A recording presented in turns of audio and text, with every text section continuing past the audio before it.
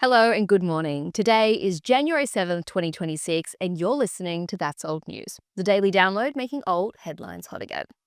I'm your host, Ainsley Harvey, and as always, we're looking at what went down on this day in history, which means we are rewinding it all the way back to January 7th, 49 BC, where the Roman Senate declares Julius Caesar an enemy of the Republic.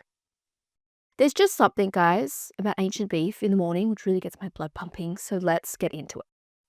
After a successful military campaign, Julius Caesar had immense power, threatening the elite within the Republic. In order to limit his power, they ordered Caesar to disband his army and return to Rome as a private citizen. Caesar, of course, refused, making him a public enemy of the Roman people on this very day in 49 BC.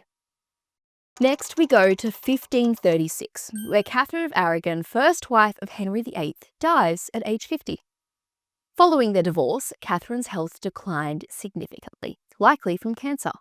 One of her last acts was a letter to Henry asking him to care for their daughter Mary, who he already disinherited.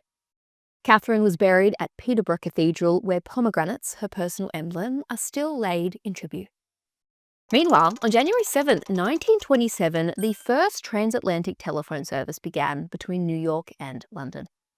The call was made using radio waves, not cable, and marked a huge milestone despite the static and high costs, which were eliminated when the subsea cables were laid in 1956. This day in 1955 also saw Marian Anderson become the first African American to perform with the New York Metropolitan Opera. Despite her gifts, Marian faced the effects of Jim Crow laws in the 1930s, resisting by seeking the aid of First Lady Eleanor Roosevelt, who organized for Marian to perform to a mixed-race crowd on the steps of the Lincoln Memorial. Today, she continues to inspire the fight for equality and justice, much like Formula One driver Lewis Hamilton, who was born on this day in 1985.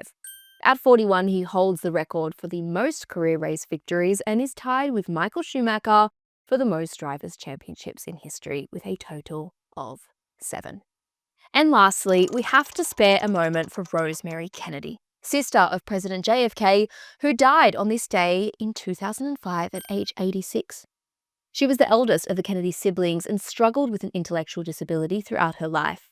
Subjected to an experimental lobotomy at only 23 years old, Rosemary spent the remainder of her life institutionalized until her death on this day in 2005.